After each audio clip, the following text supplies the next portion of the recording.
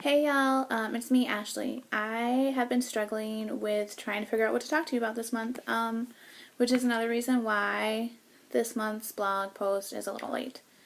I actually don't know really what to say. It's been really busy, but I feel like the biggest thing on my heart is when you tell people about stillborns. Like, I don't know how to do it sometimes, you know? You talk to someone new, they ask if you have kids. What do you say? Do you say no, you don't, and kind of ignore the fact that you do have children?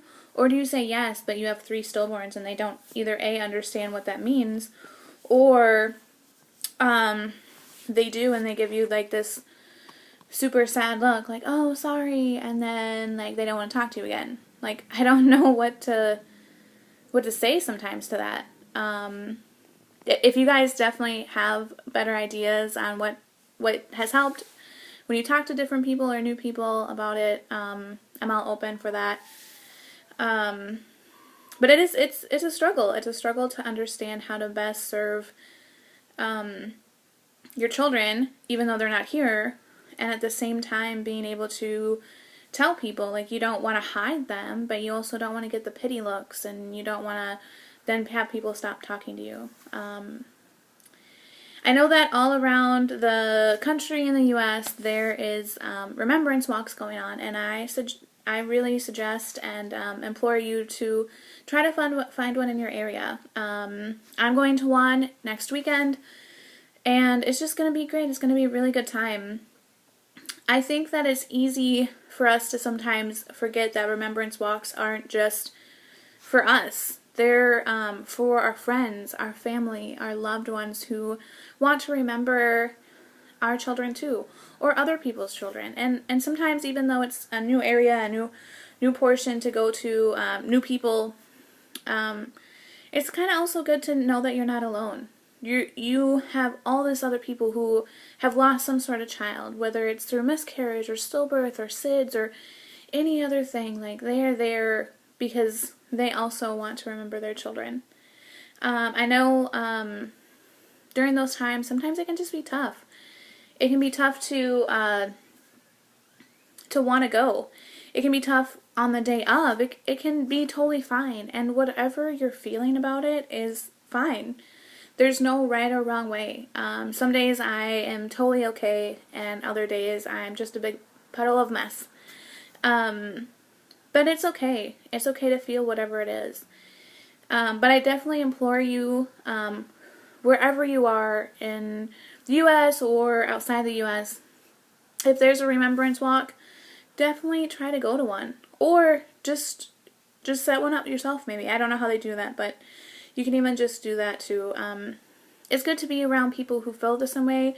It's good to honor our children, right? Like, we do it our own selves, whatever way that works best for us. But it's also really good to have an organization support you in honoring your child. I've been to a couple in Minnesota, and they have been great. There's been a kids run and different pictures you can take. You could do a race, or you could do a walk, or whatever. They have singers, they have testimonies, all things that really just help us to understand that it is okay to remember our children. It's okay to have people there.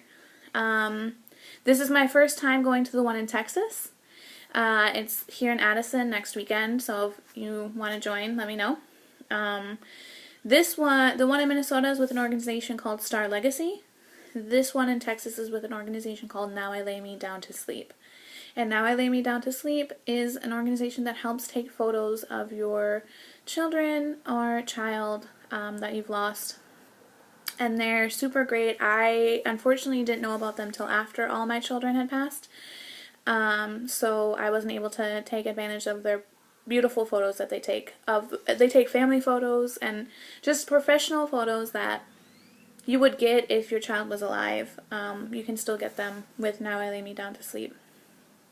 Anyway, I'm going next weekend, and I have a I have butterflies that are being released for my children, and I have a like memorial thing. It's like a, I want to say placard, but it's really not. It's like a thing that they stick in and it'll be on their way out. So like when I walk, I'll be able to see, hey, yes, those are my children.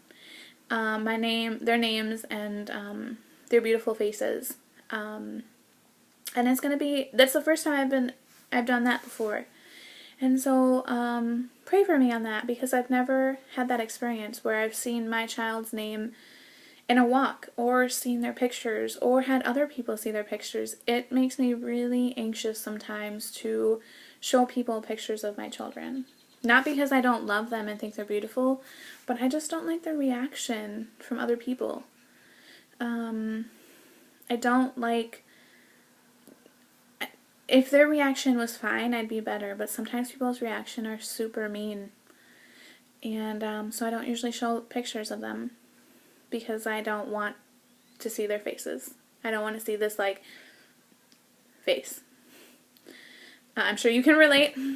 But yeah, with that, I've just kind of been, I don't know, just been up in the air. Just so many random feelings, like some sadness, but other just like anxiety. A lot of anxiety.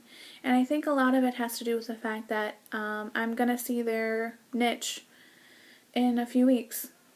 My children were buried. Half their ashes are with me, but the other half is in a niche and in Washington State. And I think that that's always something that causes me some anxiety. I haven't been back to see their niche in 5 years. 12, 13, 14, 15, 16, 17, 18, 19. Oh, yeah. Yeah, since 2014.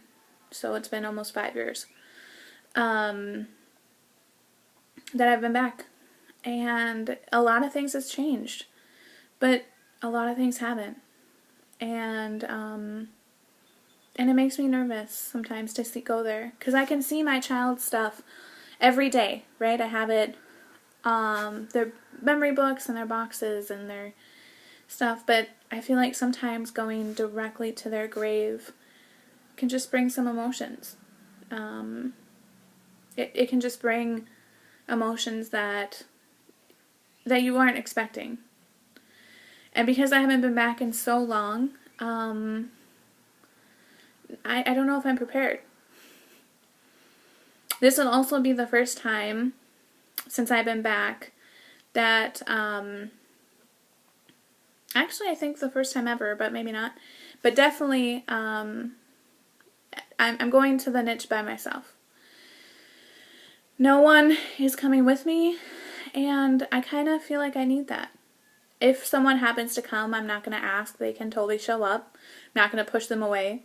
But it also is something that I feel like I need, you know? And I don't know if you ever feel that way, that sometimes you just need to do something on your own, or you just need to go there and just talk or whatever. And if you do, definitely go out and do that. Take that advantage to do that. But I'm going to go to their niche in a few weeks, and I'm going to go there by myself, and I don't know the emotions that are going to happen with it. I already feel emotional. I'm not even there yet, and it's in like 3 weeks. But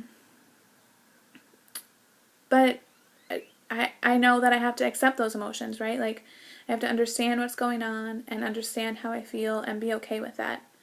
It's our biggest flaw, right? Like, we feel like we have these emotions and we don't need to express them, and sometimes we do. We just need to express them and tell people, or figure it out, or write it down, or however it is that you express your emotions in the most healthiest way. But I think on top of that, we can have anxiety over things that are to come. Whether it's you are pregnant again, and if you are, I'm so happy for you. I'm so excited for your rainbow baby. Or whether it's you're planning for a funeral, or it could easily be that you are just taking a new step in life, moving forward, and after so many years you've decided to go back to just tell your kids how much you've loved them and move forward on, even though they can see it every day. But anxiety is something that's just there, right? Our anxiety, our emotions, our depression, the things that bring us to where we're at today are never things that are going to go away. We can't just say, yep, that's it, bye. Peace out, anxiety. I ain't ever going to have you again. That's not how life works. I wish it did, because if it did, amen, like, I would be all on that train. But it doesn't. And so, just some of the things that have helped me a little bit in dealing with anxiety, and I think mostly in dealing with overwhelming emotions, right? We have so many emotions that go on that I don't always know how to deal with. And sometimes I don't even know how to express them. And what do I do with that? And so here are just a couple tips. If you have more tips, please comment below. Let me know. I'd love to hear from you. I'd love to hear from you on how you talk to other people, on what tips help you. Just, there's so many things. But in that, I've learned that when I get super overwhelmed, I need to take a step back. And whether that's to go into the bathroom at work, or whether that's just, sitting where I'm at, just take a few minutes, step back, and take in deep breaths. And I mean legit, not these like fake ones that go like this. But I mean real deep breaths, like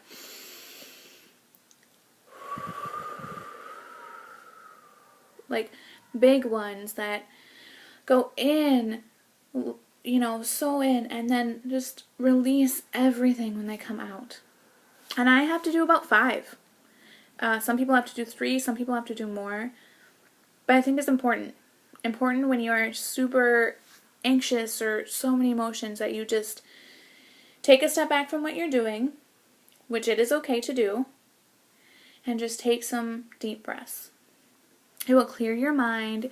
You'll be able to understand your emotions a little bit better and understand where you're at. The other thing is, I think that it's a daily thing we need to pray and meditate. I am a big believer that God will always help us through it. Now, how and exactly when is something that I don't know, but I know that He will. And on that platform, when we go to Him and when we meditate on just clearing our minds and listening to Him, it truly does help. It really does. And it can be for 5 minutes, it can be for a couple, it can be for a whole day, however long that works for you. But it's something that we need. See, I'm already getting anxious. I already had to take a deep breath. I'm already getting there. I think it's just some things that we need to remember. That when we feel overwhelmed with all these emotions we have, and we don't know what to do with them, we can express them. We can express them by journaling, maybe to God or to our kids or whatever. We can express them by dancing and singing, or painting, or taking a walk, or expressing them through prayer, or even random other things that I am sure I've missed. Please express your emotions in this. It is not something that we need to just hold on to. It's tough. It's a tough thing. What you went through, what I went through, it's something that's hard. And it will continue to be hard, and it will continue to have our moments. But when we express what we need to say, when we figure out how to move out of the crazy of where we're at and start to open up a little bit, it'll be helpful. Do small steps though. Don't take this like huge thing. Do small itty bitty things. Do one small thing and then another small thing, and do them just a little by little. Even if it's just you have to take 5 deep breaths every 3 minutes, or you just have to you have to meditate every single night before you go to bed so that your mind can clear and you can sleep. Like, just do that. I would for sure love to hear from you, so definitely comment below in regards to different ways you've been able to healthily express your emotions, or different coping mechanisms that's helped you through anxiety and depression. Another thing I'd love to hear from is how you connect and talk to other people about children, right? Like when they say, how many children do you have? Like, what do you say? How do you feel the best way to tell people that? Especially people who don't know you. You know, maybe you met a new friend or church or just things like that. That's super hard, and I think one of my biggest things is struggling with that. Because I just don't know. I don't want the looks, right? I don't want the looks, but I also don't want to not remember my children. Excuse me. I also don't want to lie. I don't want to say, no, I don't have kids, when in reality I do. They're just not living. So, with that, definitely pray for me on this walk, and pray for me on going to Washington to see their niche, which if you don't know what a niche is, it's pretty much like a grave just up higher. I love your support. Thank you again for listening and watching and just being there. If you have any other ideas for different things I can talk about, definitely reach out. Thanks. Bye.